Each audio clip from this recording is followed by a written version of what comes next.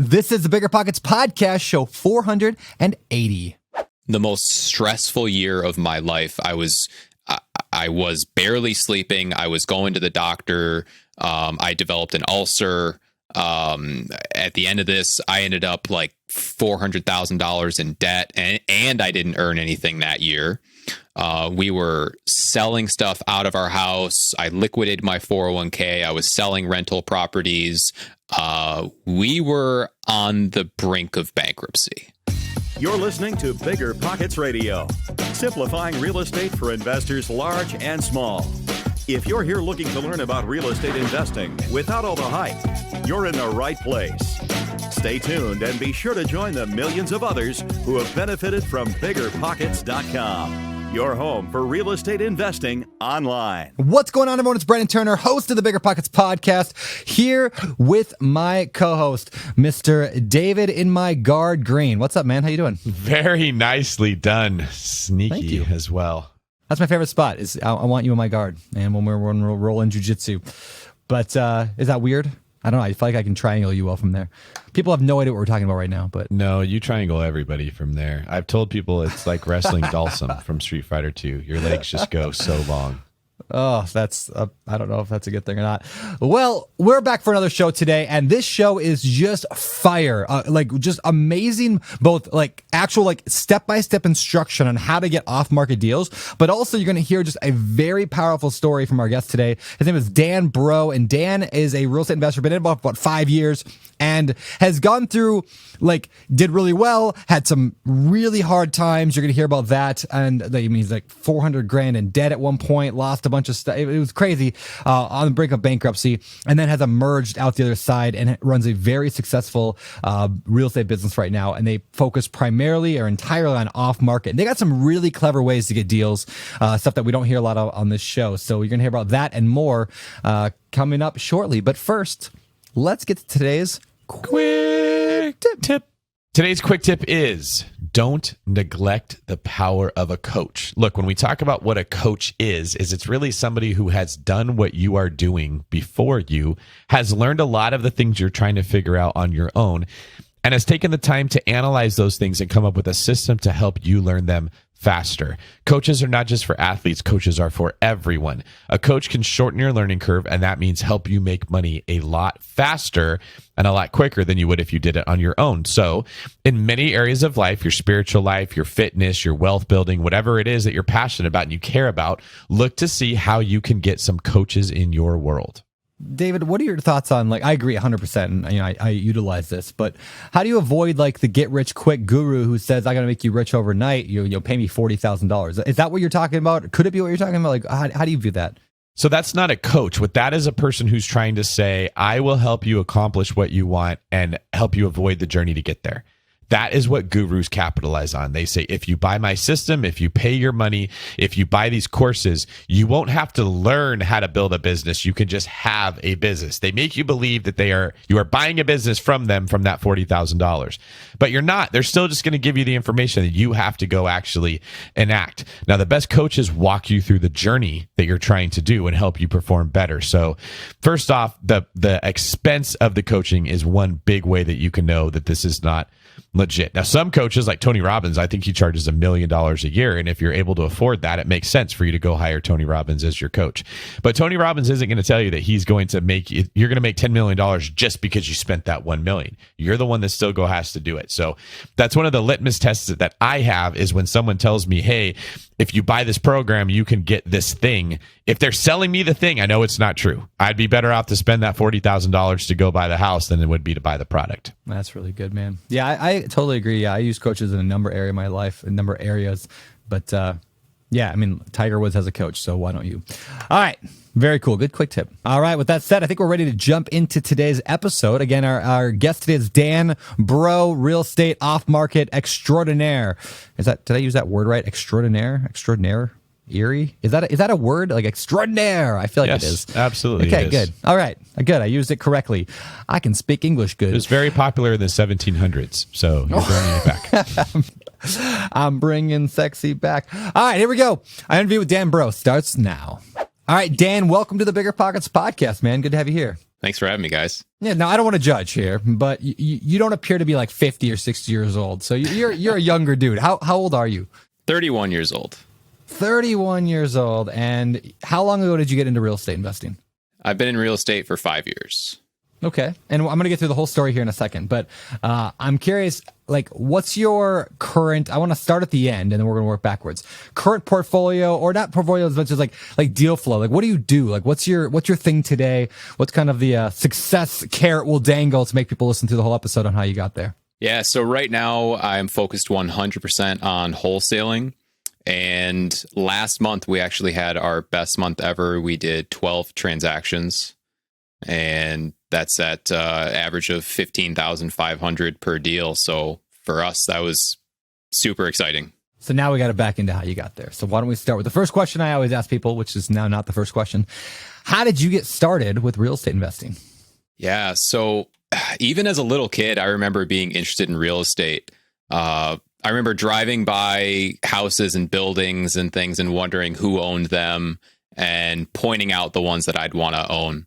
And so as I got older, I did different sales jobs, and I was in the medical device industry, the medical device sales industry, and looking into different investing options.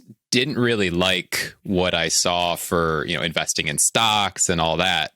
And so stumbled upon real estate investing, and I liked the control that it offered, all the benefits for the depreciation, all the different write-offs, the cash flow now, the buildup of the value over time, and the control was a big thing for me. So I started while I was working full time. I started buying some rentals, started doing some flips, and then it sort of just snowballed from there. Well, let's go back to Did you start with rentals or start with flips? What was the very first deal? My first one that I ever bought was a duplex in the inner city. Okay. What city is this? Rochester, New York. That's right. Okay. So Rochester, inner city duplex. Did you house hack that? Or you just live, did you just buy it as a straight rental? Just bought it. It was off the MLS. The numbers looked great, so it looked super attractive. And that is one of the dangers of these inner city properties, is that the numbers look great. When you get into it, the reality is very different because the tenants are usually not that great. There's a lot of people who hear these things like, you could buy a house for 50 grand or 30 grand or 100 grand. And they're like living in California or Hawaii or whatever. And they're like, how the heck do you do that?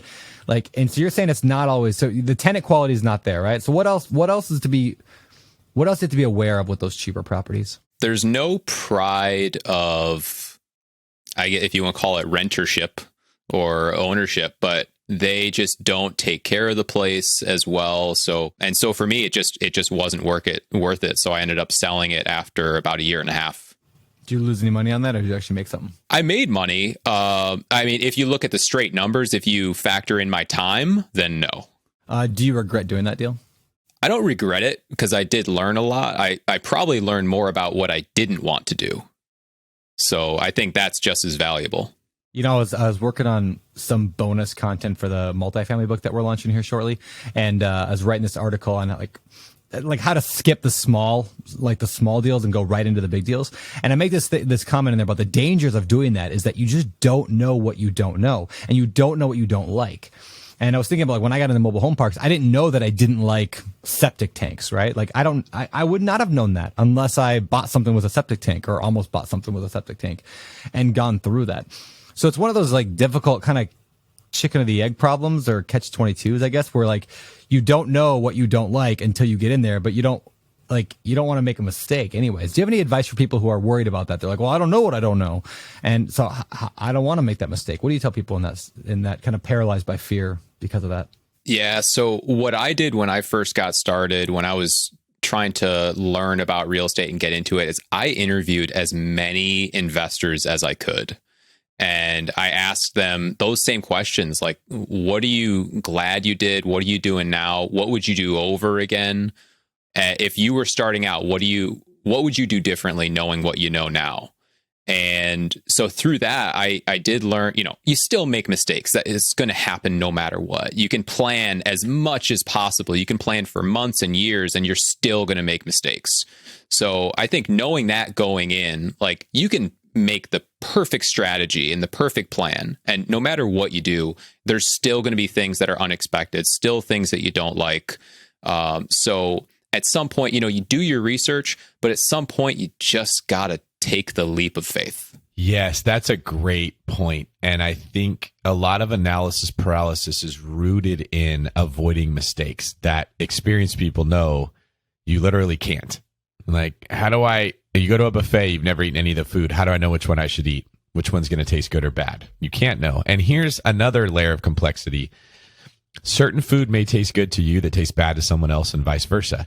There are people that invest in like inner city real estate that crush it, that really understand the dynamic of what they're looking for in tenants, how to set that relationship up, how to get the most out of it. And they get a lot of benefits that someone might not get avoiding Section 8. Like, Joe Asamoah is kind of the Section 8 guy we always referred to that we interviewed.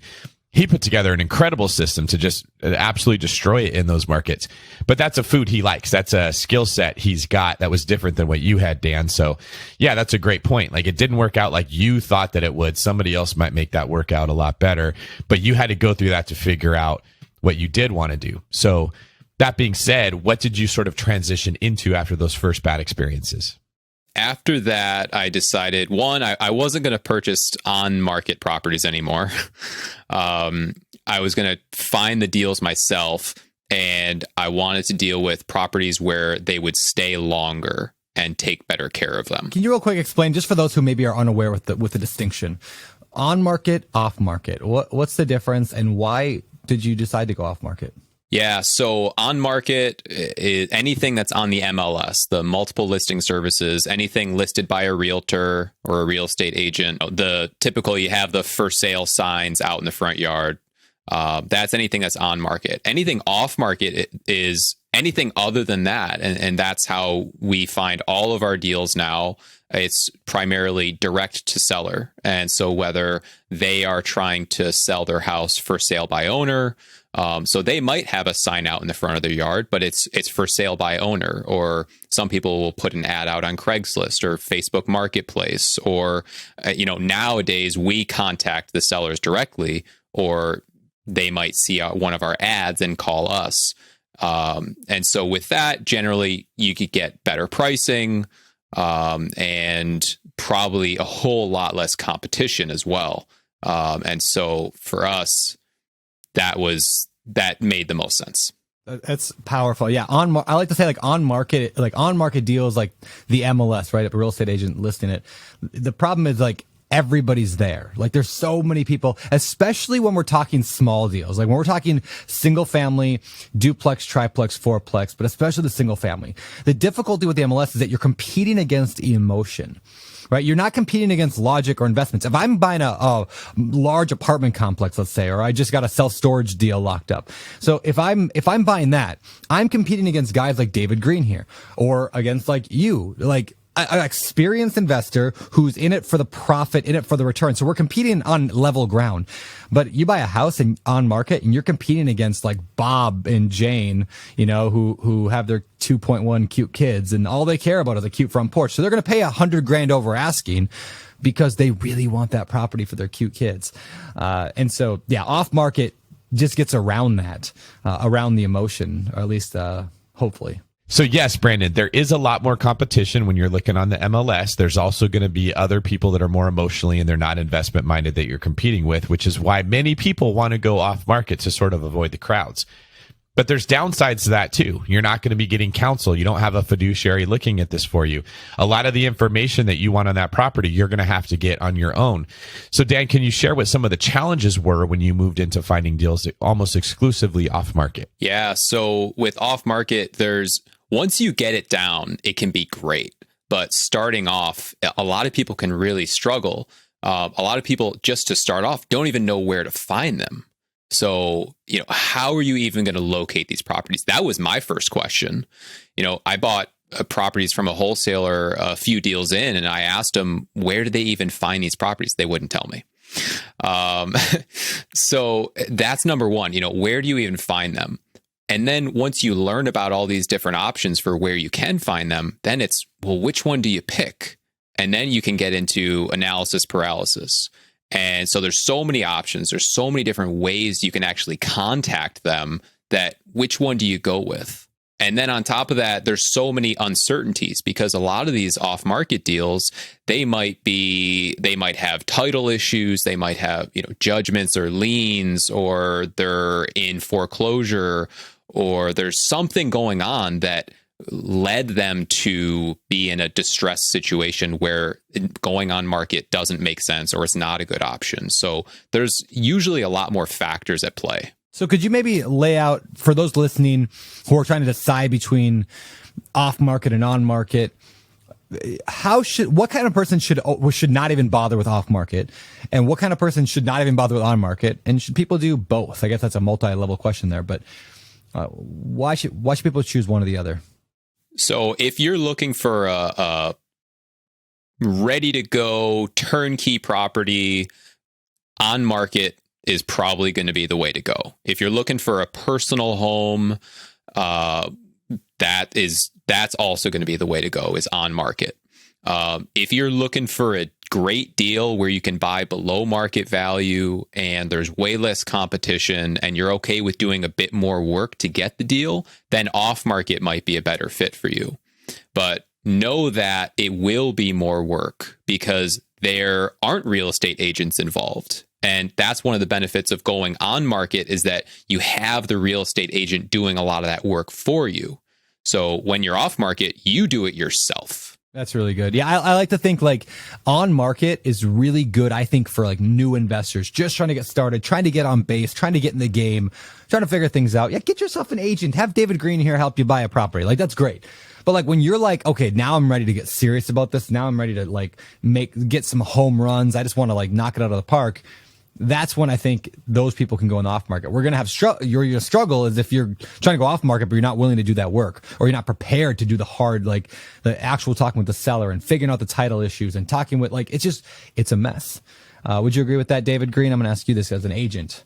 I know you don't like people going off market. You want them to work with you, but how do you feel about that? I guess what I don't like is people going off market and then emailing and calling and texting me saying, hey, how do I fix this problem with the deal? Yeah. Okay. Because that's what everyone's going to do. The Dans understand this at a high level, and he's taking responsibility for working through the problems. When you say I want to go off market, but I also don't know how to go off market, now that doesn't work for anybody. So I think part of the problem, and there's a lot of reasons about like the difficulties with going off market. When you go through an agent, first off, you're going to learn a lot more. If they're a good agent, they're going to teach you. You're more likely to actually land a deal, which at a certain point in your career could make a lot more sense. So for someone in my position, it might make more sense to go off market because I could conceivably get a better deal. But that's because I know how to get it. In the very beginning, it might make me 8 years before I can get an off market deal, and I didn't learn anything, and so that would hurt. The other piece would be when you're looking at off-market deals, you're literally building an entire business that's trying to rival what the MLS does for agents. You're trying to fill up a pipeline of possible houses and learn how to negotiate and put all the pieces together that has already happened in the real estate industry, where they have this pipeline of deals called the MLS. So if you're committed to doing what Dan did, hell yeah, you should get into that and look for off-market deals. But Dan had to solve problem after problem after problem after problem to build the world that he's in. And that costs a lot of money too. Let's make no bones about it, right? We always hear people complain about wholesaler fees. Well, if you had to go do the job of the wholesaler, you'd probably spend a lot more money than that wholesale fee to land that same deal that you could go get from them because you're inefficient. So there's definitely pieces of this that people tend to overlook and only focus on the benefit, which is there's less competition. Let's talk off market for a little bit, some of the different strategies. You mentioned that one of the downsides is there's so many options to choose from. And there's tons of them. I think one of the books I wrote, How to Invest in Real Estate, I have a chapter called 27 Ways to Find Real Estate Deals. And like, I didn't even probably hit them all. I'm sure there's a lot more that you do that I don't even do. So what are some of the more popular ones, off market strategies, if you could just kind of list them? And then let's talk about the ones that you like the best right now. Some of the most popular ones that people probably know about, you can, look on Craigslist and you see if someone's posting their house, or driving for dollars is a really popular one where, you can be just driving around when you're doing your errands, or you can go specifically to look for houses, and you just look for houses that look like they're in disrepair. Maybe the grass is overgrown, so they need new paint, they need a new roof. There's a lot of things you can look for. And there you can do direct mail, you can do Facebook ads, you can do bandit signs is a really popular one for newer wholesalers. A lot of people will do joint venture agreements where you're actively trying to work with other wholesalers. So, I mean, there's 100 different ways you can find off-market properties. Right now, our primary methods, number one is TV ads, which is my favorite by far. It's phenomenal. Yeah, let's talk about this. I don't know. I mean, I think we've maybe had 3 people in the history of the BiggerPockets podcast doing TV ads, because that just feels I've never done it. It feels overwhelming. It feels like a lot of work. So how do you even go about doing a TV ad? Who do you call for that? And then what's your ad like? Yeah, I'm going to give a huge shout out to Darren Dammy of Bullseye Branding. He does it all. This guy is an absolute rock star. He will just set you up and make sure you're doing all the right stuff. They give you the scripts, they do all the production, they do the ad buys for you. If they didn't do all that, there's no way I would have gotten into TV, because there's so many decisions that have to be made about what you're purchasing, when you're purchasing it, when it's airing, all those decisions. I mean, it's a full-time job.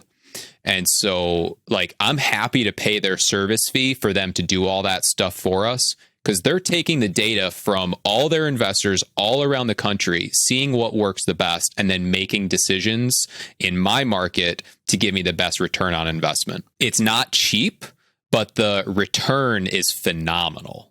Yeah. I love that you answered that with I'm like, how do you do it? And you're like, no, who's going to do it? Right. It's the who, not how principle. Right. So I love that I'm going to find an expert, because you could spend the next 5 years getting good at TV yourself, figuring out how to do the ad buy, how to negotiate with the networks, how to do this, how to do that. Forget it. Find somebody who's already got that figured out, shave years of hard work off, and just get the best information. So that's about the best answer you can give there. So what's your TV commercial like? I mean, is it you on it? Do you have somebody else on it? What's that like? Yeah, it is me. And that actually makes a huge difference, because I do still run a lot of appointments, and we do mostly in-person appointments. And it is, interestingly, sort of like a local celebrity factor. When I walk in the house and they're like, oh, you're the guy on TV.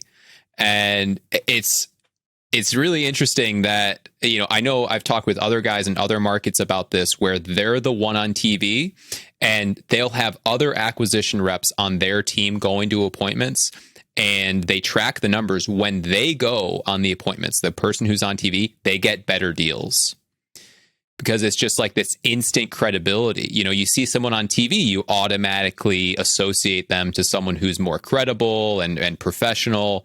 And so it just gives me a leg up on the competition from the first step in the house. Why would a seller in today's market, which is crazy, everyone, I feel like everyone knows the real estate market's nuts. Even if you're not in real estate, that it's crazy. Why would they call a number on a TV commercial to sell their home instead of just calling up a real estate agent? So, the people that sell to us, and it's not most people, selling to a cash buyer off market is not a good fit for most people. That's where I think people go wrong, is that they try to chase all these leads. They try to buy from everybody. And that's where they end up just spinning their wheels with so many people. So the people that actually are a good fit for a cash buyer like us are people that have problems. And so I always say that the price is a reflection of the problem. And so these people, they either have a house they can't afford anymore. They want nothing to do with it. It's too much work. It's overwhelming. They're worried about it. They're anxious. There's something personal going on where they just don't want to deal with it. Or especially with COVID going on, maybe they just don't want people walking through their house, and they don't want to do an open house. They don't want to do showings. They don't want to get it ready because they're embarrassed. Maybe I go into a lot of hoarder houses, And so they don't want people coming in their house. They don't want to show it. They just want a quick, clean, easy transaction where they don't have to worry about anything. Everything's done for them and they can leave the house as is. So those are the type of people that it does make sense for. That's a really good point. I notice a lot of the newer people that are trying to get into off-market deals will ask questions like, hey, how do I convince the seller why they should take my offer? How do I make them realize they need a cash buyer? And Dan, you're hitting the point. Well, that's the wrong person for you. You're barking up the wrong tree. Yeah, 100%. I think it's never, honestly, literally every single appointment I go on, I ask them, why not just put it on the market? Because you will get more for it. And then what they do is then they tell me all of the reasons why they don't want to list it on the market. I love it. Yep. And so every time when we bring someone new into our company, I say, look, this is not a good fit for most sellers. It's a good fit for maybe like 5% of the sellers. And that's why most sellers list their house on the MLS with a real estate agent. Because that's what makes the most sense, because the money is the biggest issue for them. They don't have another big problem that they need to deal with. It's the money.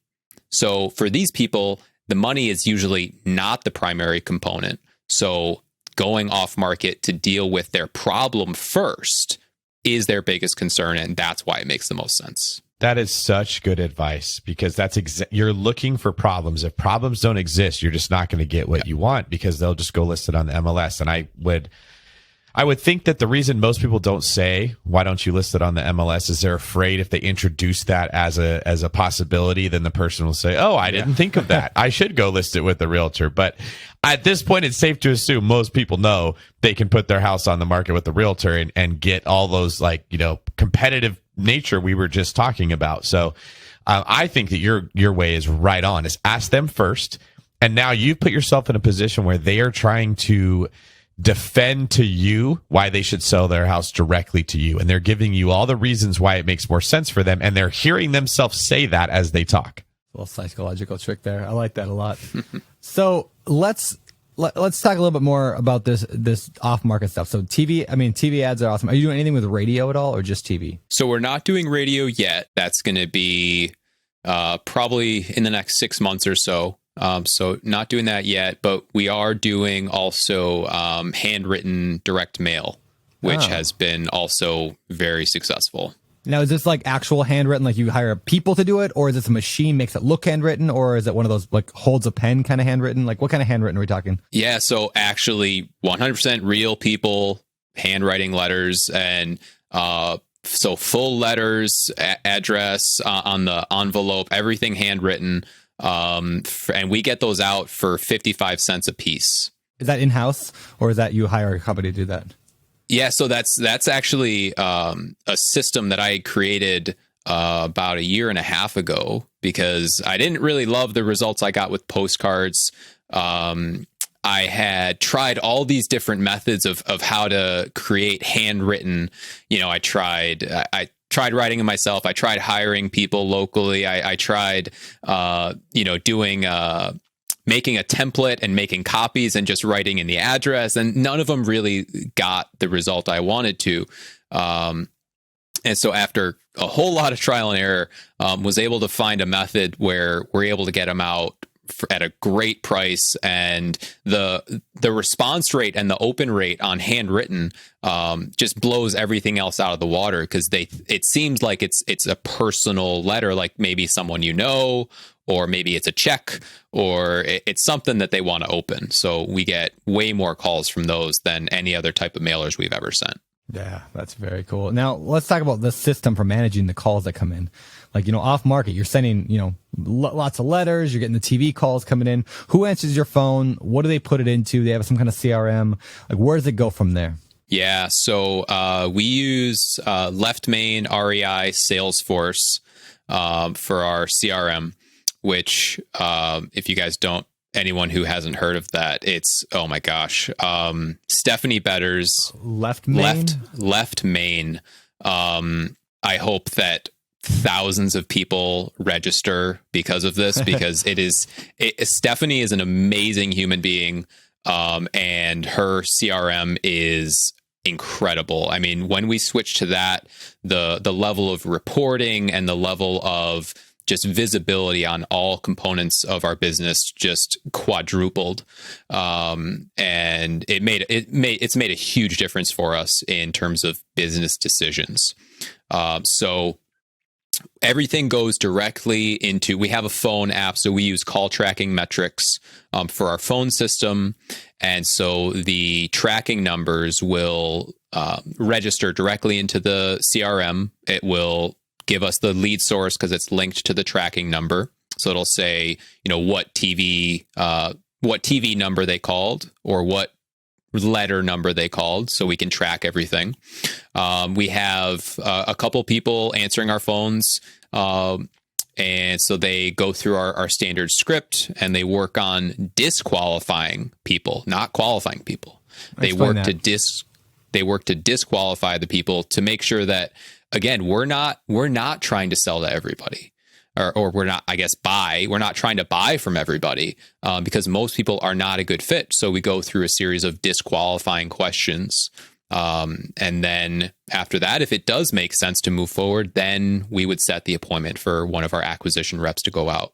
That's very cool. How many people total in your company right now? Right now, there's 8 of us. Okay. 8 people, and you're killing it with, you said 13 last month. What was it? So we did 12 last month, and we're tracking to some pretty significant growth. So we're super excited. So let's go back to your story a little bit. So have you always been you've been in it for 5-ish years now? Has it been just a continual upswing? Like every year is getting better than the last? You laugh and say, so I'm assuming not. What's the rest of your story look like? Anyone who thinks success is a straight line is ready for a rude awakening. So it was going well for a few years. I did some burrs. Those went really well on some nice single family suburban homes. Had some great tenants, great cash flow, all that. Was super happy. Started doing wholesaling a little bit, and really, I only wholesale the stuff that we didn't want to flip or keep. I actually didn't really like wholesaling that much. I always found it kind of awkward. I didn't like the process. I didn't feel like it was a good experience for my buyers or the seller, because I didn't have a good system for it. So I was doing a little bit of that. I started getting into bigger stuff being very ambitious. I wanted to do bigger and bigger stuff. So I decided to, pretty much simultaneously start a development company and take on a historic luxury flip. And so the historic part was one major mistake. I went through 6 months of meetings with the town board just to get it approved. And then, we had to rebuild the entire building, went way, way over budget, way over time. And, it turned out beautifully. But in the process of going way over budget, way over time, admittedly being in way over my head on that project. And between that and having a construction company that was being mismanaged, and I had admittedly had put too much faith into the guy running the crews and doing the estimates and doing all that. That company, we were mid-build on a lake house, and the company just ran out of money.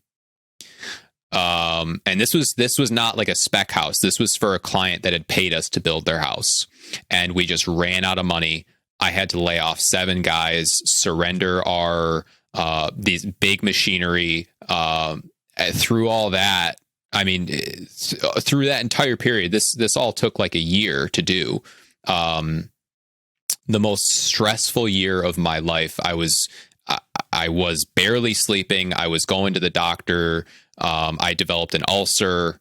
At the end of this, I ended up like $400,000 in debt, and I didn't earn anything that year. We were selling stuff out of our house. I liquidated my 401k. I was selling rental properties. We were on the brink of bankruptcy.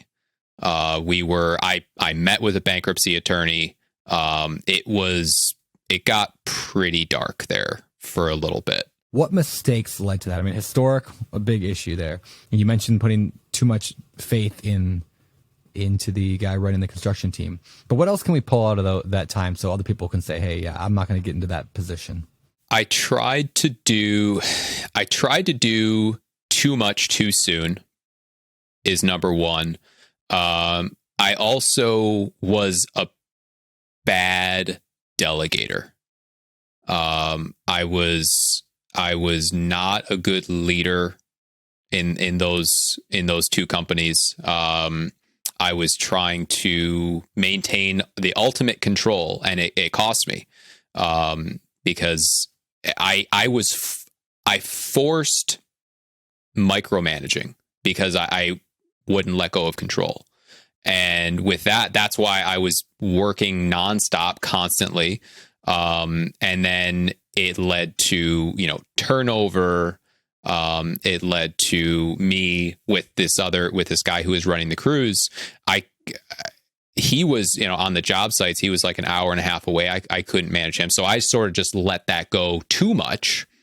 And so it was really a poor leadership on my part. And that's something I've been working really hard to correct. But, trying to do too much too soon with something that I honestly didn't know enough about. So I took on this massive project that we had to completely rebuild the house. I didn't have a construction background, and I didn't have the right people around me either. And that was probably the biggest mistake, is that I was trying to do it all myself without the right people around me.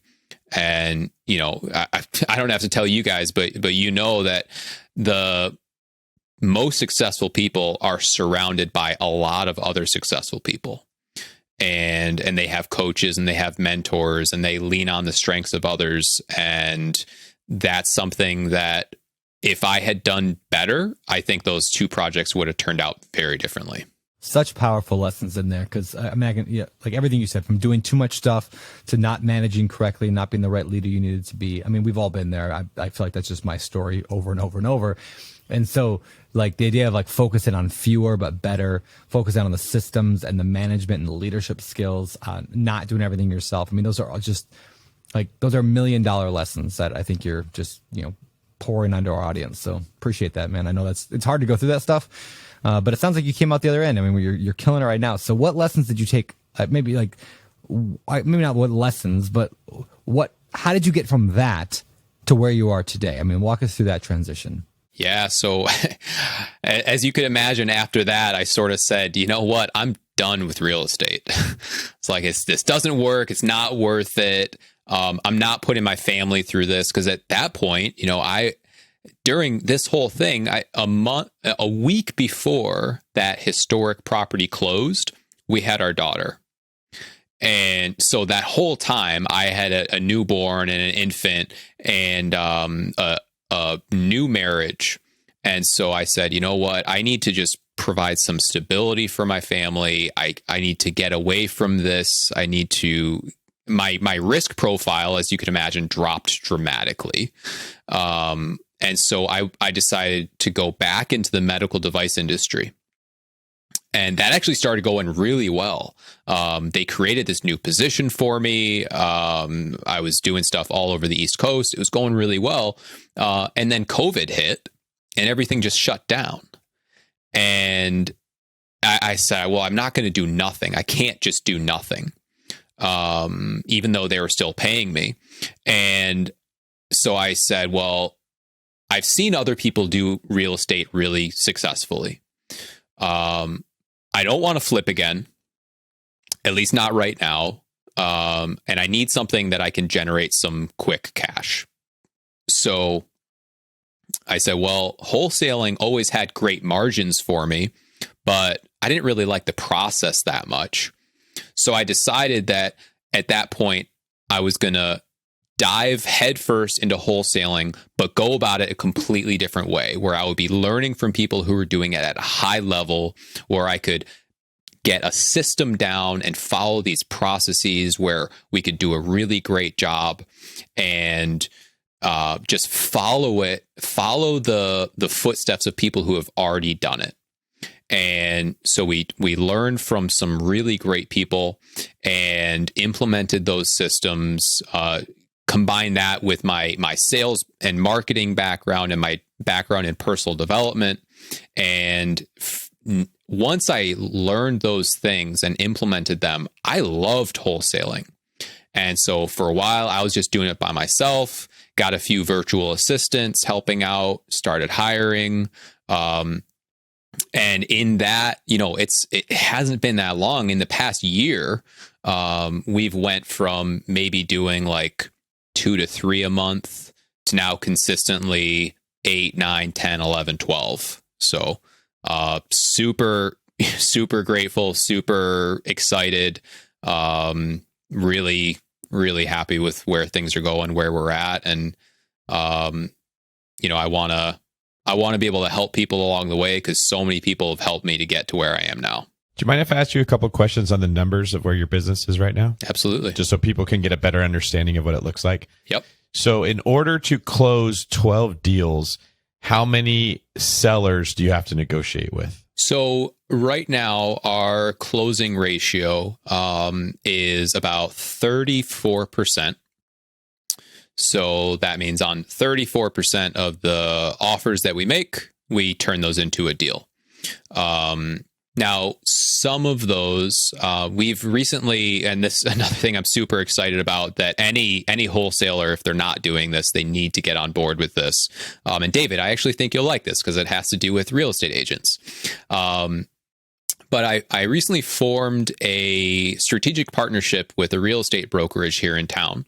Out of that, it's been a huge boost for our business. Basically, what we did was form a partnership with them where we send them listing referrals. And so I do have my real estate license, so I can get a commission on those. And they send us any deals that don't make sense for the market. And we also give them first right of refusal on our deals. So that opened up a couple things. One, we have this whole team of people actively working to sell our deals for us. And two, it also opens up a lot of owner-occupant buyers, who pay more for properties. And especially in today's market, where it is so ridiculously competitive that these owner-occupant buyers, I mean, they're going to see 20, 30 houses and making offers that are $60,000, $70,000, $80,000 over asking and still not getting the houses. And so we're able to offer them an option where there's no competition outside of the brokerage. And so these agents are happy because they don't have to show 30 houses. The buyers are happy because they don't have to make offers on 30 houses. And we're happy because it's doubled our average fee. So we're able to leverage that in a huge way. So that's been huge. So we're getting a mix of wholesale deals and some listing referrals as well, out of that 35%.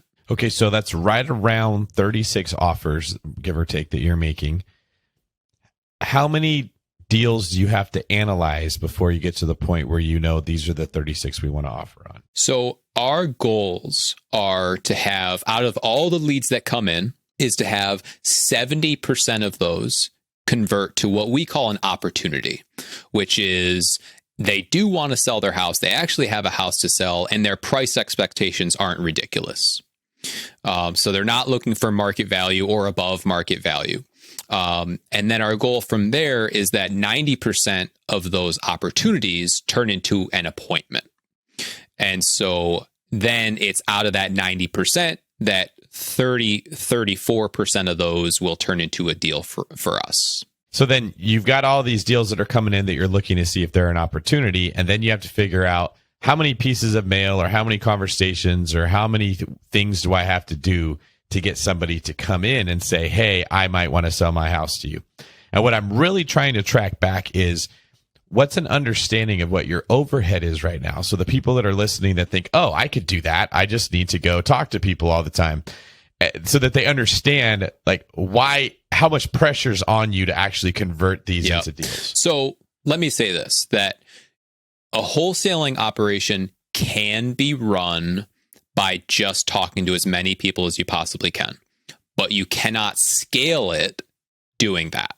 So you can't, if you want to run a business where you're not doing everything, then you need to start looking into other ways to find deals. If you just want to be a one-man show, absolutely do that all day long and you have a very high-paying job. But if you want a business, then you need to do different stuff. So right now, on a monthly basis, our marketing spend is $15,500. And then what about like the staff that do you pay them per deal? Are they on a commission structure? We have our head of operations. He's on salary plus a percentage of profits. We have sales reps, some of whom are on a salary plus commission. Others are just straight commission. And then we have virtual assistants that are just an hourly rate. So on average, I mean, we're going to be spending over $20,000 a month. Probably more like 25 a month just to meet our monthly expenses. So that's $25,000 a month, regardless of what happens. Then on top of that, you've got sort of like the cost of goods sold or the cost of doing business, where in order to lock it up, you're paying certain people commissions out of those deals, or, you're sweetening the pot for someone to want to move forward with it, however that is. And that's really what I wanted to highlight is this is a great business that you're running, but it doesn't come without some pressure. There's still pressure on you that $25,000 a month, if you don't flip a house or you don't wholesale a deal, that's gone. And you've got all these people that are depending on you for their job, and you're their source of income. And so I can totally understand why you felt all that pressure when things were going down, but kudos to you for going forward with it. I just don't want to give the impression that this is, I just have to send letters and then talk to sellers and I'll put them in contract. There's a lot of moving pieces involved in this business that you've successfully been able to make all fit. That's why I think there are so many wholesalers out there that do like 1 to 4 deals a quarter. And they're like 1 or 2 man shows, and they sort of do it on the side, and you can do that. You can make a great living doing it, but you're never going to have a business doing that. And the ones that do wholesaling at a really high level have taken it from a job to a business. And in order to do that, you need to heavily invest in your business, coaches, phone systems, CRMs, training.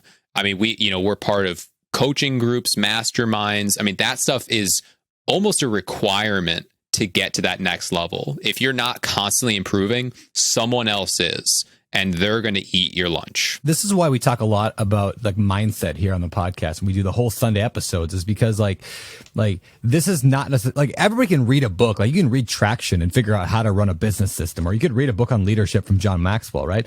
But it's not the information we lack. It's like this mindset that once you start thinking that way, like, I bet you, like, Dan, you could jump into like, I don't know, any other industry. You could go right now into like Cutco knife sales, right? And you'd probably like dominate that industry. Like you'd be in the top probably 2% of all Cutco people in the world. Or you could go into like, you could make a home daycare center, like make a daycare center for little kids. And you would probably be in the top 1% of all daycare centers in the world. David Greer, I'd say the same thing with you. It doesn't matter as much. Now you might not stick with it because you don't care about it, but that's a whole other thing. But once you have that mindset of success, and this is one of the biggest things I picked up being a part of different masterminds over the years, like GoBundance or like the JDC Mindset Academy I'm part of now with Jason Dries, like this stuff, like it's just the way you think about the world and about problems affects every area of your life. And so when you start thinking bigger, like how would I do, a dozen deals a month? Like that thinking comes from hanging around with other people who are thinking that way. Do you agree? 100%. I think that success in business is maybe 20% strategy and tactics and 80% mindset. Totally agree. And so when people are like, I don't want to spend any money on, a mastermind or a performance coach or I like none of that. Like I'd rather just do it on my own. I'm like, all right. That's fine. You're just missing out on like probably the most important aspect, which is just surrounding yourself with a higher level thinking. Yeah. I think, there's a reason that a lot of these high level masterminds are $20, $30, $40,000. It's because they provide so much more value than that. But it's also a barrier to entry for the people that don't have that mindset, the people that don't have that belief. If it was like $1,000, you get every Joe Schmo joining, and they don't have that same level of mindset. So when you go to these things, you're surrounded by people that are obsessed with growth and giving and grow. And it's just the environment alone, the connections you make alone, outside of the content you learn, that can almost be worth it, if not way more than worth it. Yeah, that's a good point about the barrier, like by the higher price. Like I know, David, you have like a group of people that you meet with, kind of a mastermind, and I'm gonna likely launch something this summer of my own, just to get around those people in my own kind of tribe. And I've worried about that. Like I want to make it $12, everybody gets in, but then like you said, you get every single person who wants to get in. And I'm not saying like if you have no money, you have no place at the table, but there's like people who have money. Like they just think differently. People who have had success in other industries or whatever, they're already at that mindset. And that's what, big influencers want to surround themselves with too. They don't want to just have the $12 person. So, well, this is the irony of life. Okay. The person who's really, really fit understands a workout needs to be hard.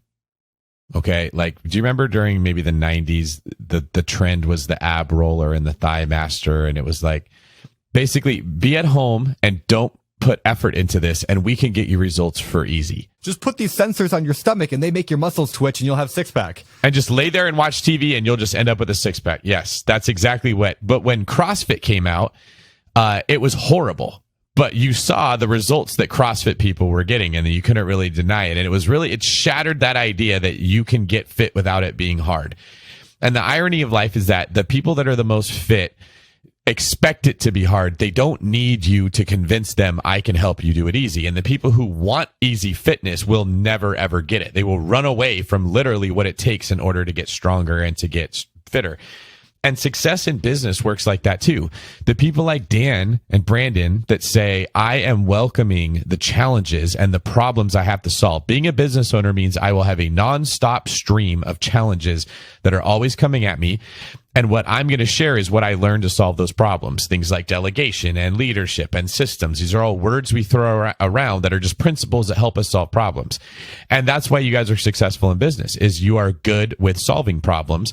And then that creates opportunity for other people in your company, and the better problems they can solve and the more of them they can solve, the more they can get paid, because the more value they bring. Right? In business, value is solving problems.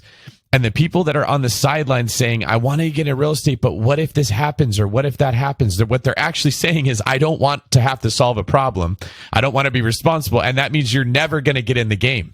There isn't any way to get in the game that isn't solving problems. So that's like the leap of faith everyone has to take, is if you're sitting there saying, I don't want to pay for coaching, and what if the toilet breaks, or the what ifs that stop you from getting in. The what ifs are not the problem. It's that you're focusing on them, and you have this subconscious belief that they shouldn't be there, that you'll do it when they're not there, which means you're the ab roller person. You're just never going to get fit with that mentality. I want to take this in one last direction before we head, towards the close, but you mentioned that you were not a great leader, and that was one of the problems that happened back when you lost a lot. And now you've got a team again. You've got these 8 people on that are in your company, and you obviously are doing much better now. So I'm wondering, what have you learned works for leadership? Like what are you doing differently now in regards to leadership that you maybe weren't doing before? I made it a mission to become a better leader.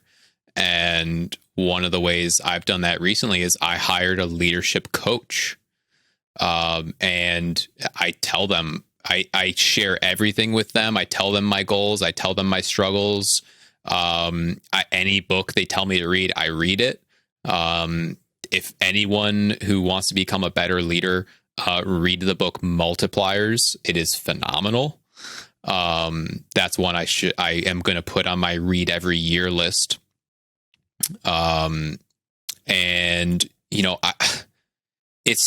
for me, I don't know. Are you guys familiar with these different like personality profile tests? Like, there's DISC, predictive index, all that stuff. So in my business, we use predictive index. And so there's one that's one of the drives is dominance. And it's like your drive to assert your own personal touch and have your thumb on like everything and have a say on everything and have control. And so my profile for that is literally off the charts, over the top. So I want to control everything. I want to have a say on everything. And so it's super, super easy for me to just direct and dictate and say, we're going to do this, we're going to do this, and just tell everyone what we're going to do. That is super easy and natural for me to do. What I've needed to do, and that I still work on every single day, is foster a more collaborative environment. Because I tell my team this every single week, that I cannot do this without them. And it's the same thing moving forward. I won't be able to create the best company possible without them, not just what they're doing day to day, but their minds as well. If I'm trying to personally solve all the issues with only my mind, we're not going to have the best ideas. We're not going to think of every scenario. We're not going to be able to fully evaluate everything. So creating a culture where we're having this dialogue and we're solving issues by brainstorming together, that has made a phenomenal difference, because not only does it get people to speak up and provide their ideas, and we get a lot from that, but then when an ultimate decision is reached, they have even more buy-in into it, because they at least feel like their voice was heard and that they took part in the process of making that decision and setting that direction. So that has made a massive difference, as well as one other thing, which is being crystal clear and communicating to our team what the ultimate vision of the company is, why we're doing what we're doing, and the values that drive us every single day. That's so good. That's one of those, like, rewind and listen to the last 2 minutes again, because like this stuff matters. It just changes how you approach every situation, but especially real estate investing. So very cool, man. My last question before we get into the famous four: where do you see your company headed in the future? Like, where are you? What do you see the next 2, 3, 5 years of your business looking like? More wholesaling, or are you going to get into something else? Absolutely. We're growing this wholesaling business. My goal, and we are on pace for this goal, is by the end of the fourth quarter of this year is to be doing 24 deals a month. And then, so we're going to be expanding to the 3 cities up here in Western New York. So we're already in Rochester. We're going to be expanding to Buffalo and Syracuse. And then we'll be expanding to multiple states as well. So I plan on making this a very large wholesaling operation. I know we can do it. I can see it. We have the right people and the momentum to do it. And I'm super excited about that. Outside of that, I'm going to be launching this, our letter writing company, Letter Bandits. That's coming real soon. And that's the handwritten letter company, where we're going to be doing 2 things. One is offering a course on here's exactly how to do step-by-step everything that I do in my business to set up that same letter writing system. And then for other people who don't want to, they want a more hands-off approach, then we're going to actually have a service. We're pretty much a mail house where we'll do all that for them. So that's coming soon. And then launching into the education space, so we can give back that value that I receive and me and my team receive every single day. And then for me, I'm really excited about getting into the commercial space. I'm super interested in self-storage. So really want to get big into that. And from there, I mean, my ultimate vision for my life is to directly impact the lives of 1 billion people. And so that's probably going to take my entire life. It's probably going to result in me creating a whole lot of companies, working with a lot of people. But I can't imagine a better way to spend my life than trying to literally change the world. That's an awesome vision, man. Well, appreciate you sharing it. Well, let's head over to the next and last segment of our show. It's time for our Famous Four. It's Famous Four. I felt kind of alone on that. David Green, did you leave me hanging on that, or are you on mute? Man, I felt alone and naked in the woods. Sorry. The Famous Four is the part of the show where we ask the same four questions every week to every guest, and so we're going to throw them at you right now. I don't know why I said naked in the woods. I don't know what that means. If you were naked in the woods, I'd probably want to leave you alone, to be honest with That's you. what I felt like. Question number one. Dan, what do you think is your favorite real estate investing book? I almost combined the last question with the first. What is your favorite, either all-time or current favorite, real estate investing book? Yeah, so one of my favorite, The Millionaire Real Estate Investor. That one, and then The Art of Wholesaling Real Estate is another good one. Awesome. What is one of your favorite business books? So I'm gonna give you two, one for each of you. The multipliers one is I know I mentioned it earlier, but I cannot recommend it any more highly. Yeah, I just bought it while you said that. I was like, all right, I'm getting it. So good. That one, that was introduced to me by another coach of mine, Gary Harper, of Sharper Business Solutions. Phenomenal guy, phenomenal business leader. And then another book that you had mentioned earlier, Brandon, Traction. I think for people that are trying to figure out, like, how do I turn this into an actual business? What do I need to do every week, every day, every quarter, every year to gain that momentum and make sure that we're constantly making progress so that I can take this from a job to a business? Like, that's where most people struggle, I think, is because most real estate entrepreneurs do not have a business background. And probably a lot of them didn't even go to college, or they didn't go to college for business. And so this stuff, everything in real estate is learnable, and so is running a business. And that, there's, Scaling Up, The Rockefeller Habits, all those books, they have a lot in common. But Traction is one of a great series of books that is super valuable for anyone looking to make that next step into a real business. Does your company also run like the EOS, like management system, like from Traction? Absolutely. Yeah, I feel like when I implemented EOS, I went from about 20 hours a week of meetings at Open Door Capital down to about 4, maybe 3. It just dramatic cut down. The BiggerPockets organization runs on it as well. It's been awesome. But yeah, there's less meetings, but the meetings are better, much better. Yeah. And it's because I'm not managing the team anymore. The system manages the team. I'm not like they hold themselves accountable because it's the system. And I get to lay out the vision. I get to lay out the direction. I get to oversee the big things, make sure we're buying the right stuff. But it's all the high impact decisions and the high impact conversations that we're having now. So awesome. Love to hear other people doing that. Less but better. All right, David. That's how I like to think about my commentary on this podcast.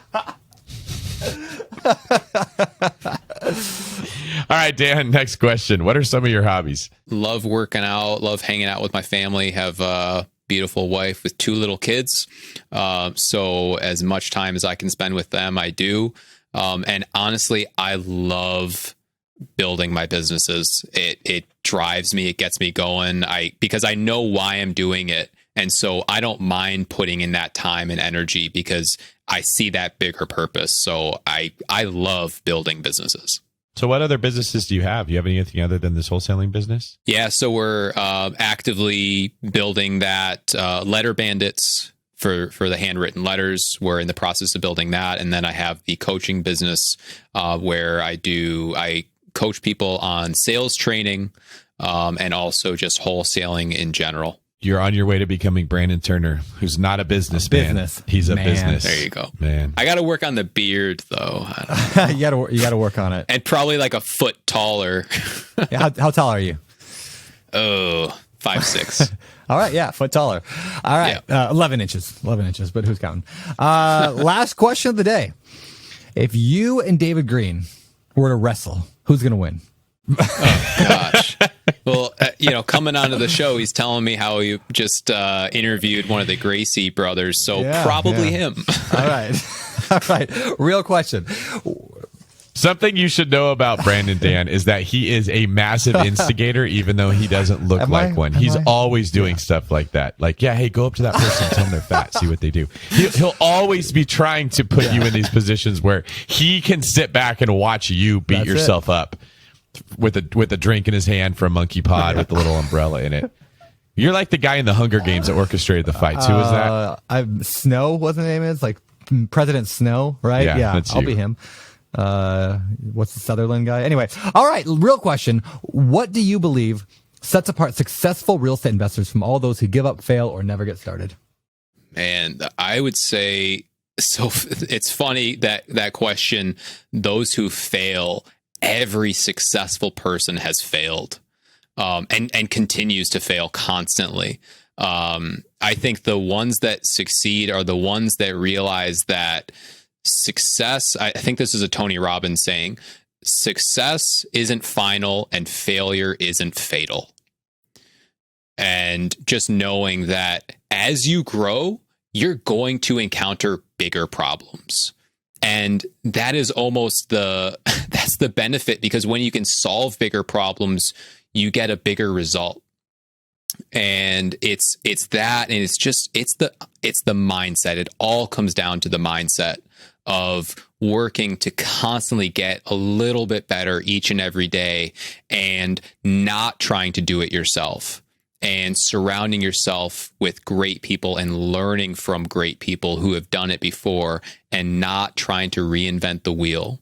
And I'll add one other thing, which is focus, because I think that's where so many people go wrong. They see all these shiny objects and they want to do something new every single week, and they never really master any one thing. They learn a little bit about a lot of things, and they never really fully dive into one thing. So they never achieve that level of success that you see these people who are super specialized achieve. Last question of the day. Where can people find out more about you? Yeah, so Instagram at Action Dan Bro is a great place to connect with me. Seriously, if you guys want to talk, if you guys have questions, if you need help with something, I've said it once, I'll say it again. I get so much help every single day, every single week. I just want to give back. I want to see people win. So if I can help in any way, please reach out. I want to help. Well, appreciate you coming on the show, sharing your stuff, and can't wait to see where you head in the future. Super grateful to be here, and thank you so much. All right, and that was our interview with Dan Brault. That was awesome. I love talking strategy, like off-market stuff, on-market stuff, how to be a better leader, like the lessons like from his like struggle, like and where he lost a lot. Like that stuff is so powerful. I just kept finding myself like nodding over and over and over. So, what about you? I was impressed that he shared the $400,000 he lost. You don't hear a lot of guests that come on the podcast and want to air their dirty laundry like that. And that does happen a lot more often than people think. There's something called, I think, survivor bias, where we tend to only hear the stories when we listen to stuff of people that did well. There's not a podcast that people go on and tell everybody that they sucked and they lost a bunch of money. So when you listen to a podcast, you tend to only hear about people that did well. So, and we're going to launch that next week, the Smaller Pockets podcast. It's going to be really great. That's really funny. The Holes in My Pockets podcast. I love it. So you mentioned something at the end there, Brandon, that I haven't heard you say. You said you're going to be starting some form of a group coaching, or did I get that wrong? Not necessarily, I guess, not necessarily group coaching. It's kind of a performance coaching kind of mastermind. I don't have the official title for it yet, and it's still maybe another month or 2 or 3 out. But anyway, I am going to be launching something, and I will announce it on my own personal newsletter, which is called Behind the Beard. It's a text message newsletter, so they can go to. What's the passion behind why you're doing this? What's your motivation? I'll definitely give more as this gets closer, but I will say I found massive benefits in both having a community of people who are thinking differently, and in performance coaching, and in live events, like getting together in person with people. So like, those 3 things, I'm like, how do I combine that into one group? And I don't know. And people always want access to me, and it's hard to give because I spend most of the time with my family or working on the podcast. So I thought this would be a way to get people more access to me. So that's kind of the deal. And I know you have a group as well. So I'm kind of just jealous that you get to hang out with cool people and I don't. So I'm going to make it happen. How do people get signed up for the Behind the Beard text? Wow, look at you letting me plug right here. This is great. BehindTheBeard.com. BehindTheBeard.com. Or actually, That's a good URL for that. I actually don't know if that URL works. It might be just beardybrandon.com. I don't know. Either one will get you So there. try Behind the Beard. If it doesn't work, go to Beardy Brandon and look behind the beard yourself. You should get like a graphic on the page with like a big beard that just comes over the front of it, and they have to click on it and it pulls the beard aside, and then they get to see all the cool stuff behind it.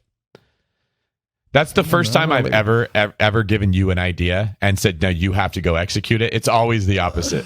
Oh, well, thank you. We do have a new logo for Behind the Beard. It's like I kind of designed it poorly, then I had a real designer make it look good. But it's like the bottom of my beard with like the words behind the beard as part of the face. Anyway, you can check it out. It's you got to be part of the newsletter though. The text letter. I think it'd be hilarious if you shaved your beard and you had like BiggerPockets tattooed on your Adam's apple, and nobody had any idea. And this whole time, that's why is there the logo is yes. Yep. It's like the old logo man. So it's like outdated. That's why I grew the beard because BiggerPockets changed their logo, and I'm like, oh no. Like when you get your ex's name tattooed on you and then you're not together anymore. Yep. I'm like, why did you change? It was a good logo before. Yeah. Anyway, that's exactly why I grew the beard. It was around the same time that the logo was changed. Anyway, David, everything good in your world? Other than the fact that there's not a lot of inventory to sell, it's a little bit tough right now as the market just keeps getting hotter and hotter. But yeah, that's a pretty good problem to have. Everything is really good. I'm stoked to go out to Hawaii in a couple weeks and hang out with you again and get some more exercise in. Yeah, we're going to do some wrestling. It's going to be a great time. People are like, what's wrong with these guys? A lot. With that said, David, why don't you get us out of this show? This has been fun. Good outro. All right, you got it, man. This is David Green for Brandon Hunger Games Turner, signing off. You're listening to BiggerPockets Radio, simplifying real estate for investors large and small. If you're here looking to learn about real estate investing without all the hype, you're in the right place. Stay tuned and be sure to join the millions of others who have benefited from BiggerPockets.com, your home for real estate investing online.